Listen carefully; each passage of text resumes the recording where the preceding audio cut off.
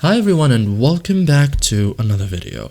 So if you are facing issues, have questions or need help with your account, contacting Perplexity AI Support is simple and effective.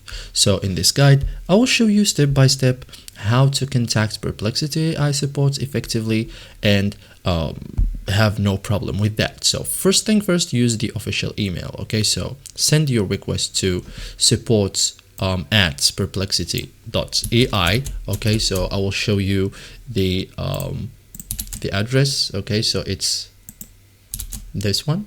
Okay, so this is the email of the support. Okay, so use this for account issues, billing problems, technical errors. Okay, so it's the main support method. Okay, include important details, so add in your message your account email, device, browser, clear description of the issue, and attach screenshots if possible. Okay, it helps faster for response. Okay, use in-app reporting. So inside Perplexity, click the three dots menu under a response, select report.